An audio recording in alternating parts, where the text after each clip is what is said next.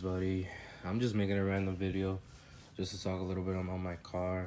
I barely make any videos, so I'm gonna go ahead and talk about it. So I have a 98 LS400. This is the Koki facelift. It's an amazing car. I love my car.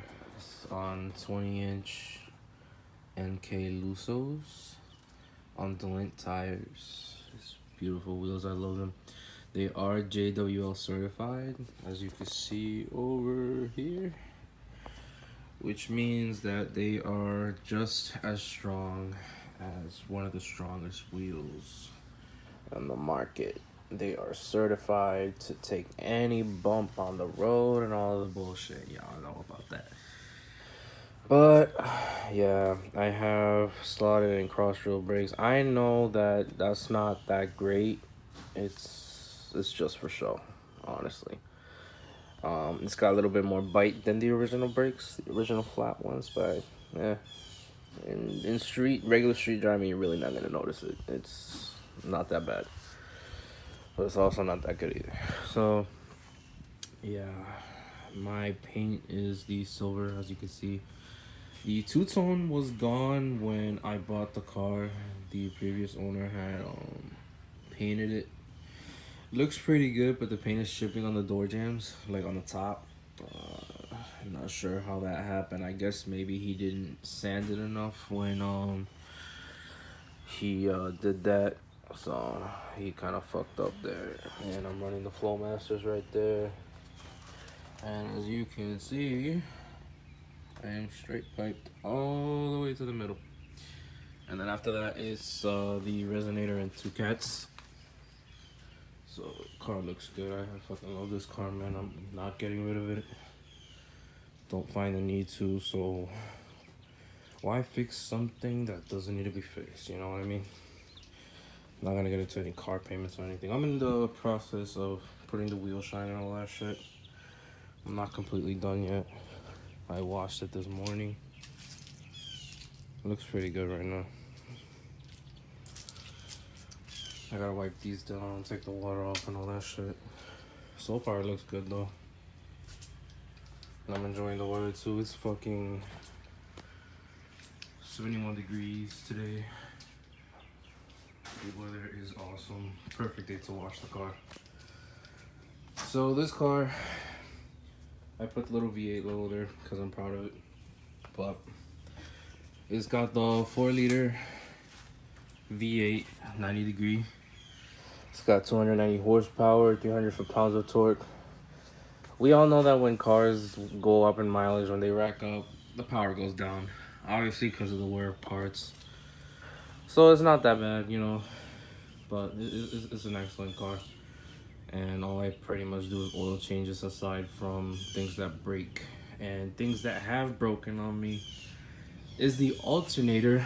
Mostly, I've changed the alternator on this car 6 times. And I'm going to tell you the reason why.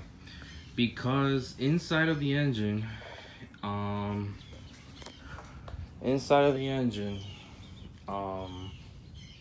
sorry, I lost train of thought.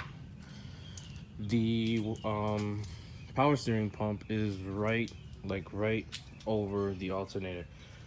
So when the seals go bad because the rack goes bad, and or maybe you have a cracked hose, maybe you have a leak from the pump itself, when that goes bad, essentially it's going to leak right over the alternator.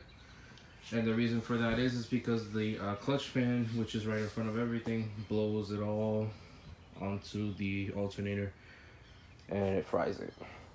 I mean, when I first got this car, like maybe 2 or 3 weeks after, alternator went out, and it went out in smoke. So I'm going to automatically assume that was the original alternator. And that was at around 160,000 miles on the car. So it's not that bad. But, you know, you gotta replace those things after so much time. Let me see, what else do I got here? I've had to replace the tires when I first got the car because they were dry rotted. That's normal stuff though. And then I put the wheels like 3 years later. It took me a long time to do all this stuff, but it was okay. Let me see, what else do I have here?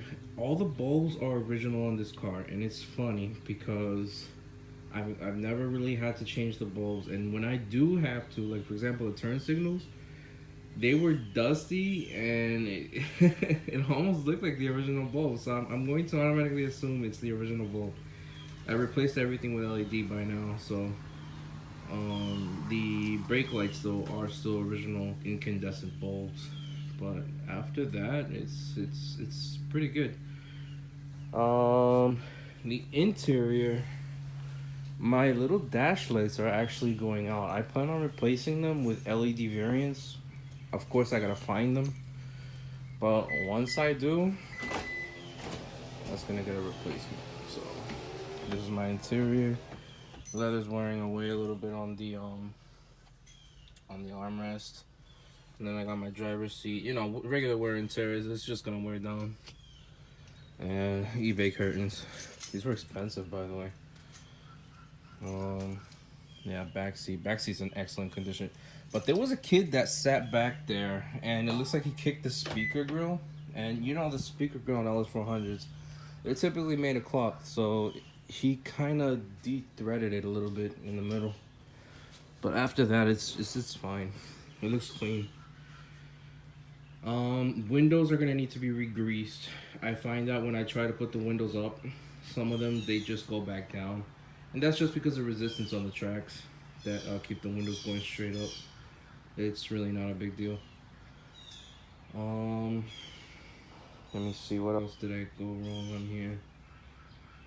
Timing belt, water pump, all that stuff was replaced. I do have an issue with the temperature gauge where it points high. It doesn't point to hot, but it points like right below it, and that's because I did overheat once, and I think my temperature sensor went bad, which is the outgoing temperature sensor, the one that, you know, feeds the information to the dash in the ECU. I imagine once I get it replaced it'll be okay, but it just depends. So I'm gonna see what's going on, because a lot of people on Club Lexus forums are saying that it is their what's it called, their cluster that's going bad. Some capacitor in there or something just goes bad and it just has to get replaced. I'm not too familiar with that, so I'm gonna keep doing research and seeing when I can get that replaced. Unfortunately, the sensor is only 20 bucks, so no big deal. The hard part about that is that I gotta take off the throttle body. But once you take off the throttle body, you gotta get the gasket and all that stuff, so that's just an essential. And that should be it, really. I haven't had much trouble with this car. The transmission though is going bad. It doesn't go in drive when it's cold, and that was my fault because I changed the fluid a little too early, and obviously that's gonna cause some trouble because you're not supposed to change the fluid within a 60,000 mile, I believe, interval. So now I just have to replace the entire transmission. I have a donor that has about 80,000 miles on it. I'm just gonna stick it in there pretty soon. I got a homie that's gonna let me borrow his garage. We'll do it together. No big deal. But yeah, that's about it. This car is really great. I only changed the oil right now. It needs, you know, little things, but after the little things, it's stress free, really. It's an amazing car. It treats me good. It takes me everywhere I need to go, and for 230,000 miles on it, it's not that bad. So yeah, thank you for watching. Subscribe, like, do whatever you want. I love to have subscribers. I want to get to know more people who have this car and, you know, relate to them and, you know, connect. So yeah, thanks for watching. Have a good day, guys, and stay blessed.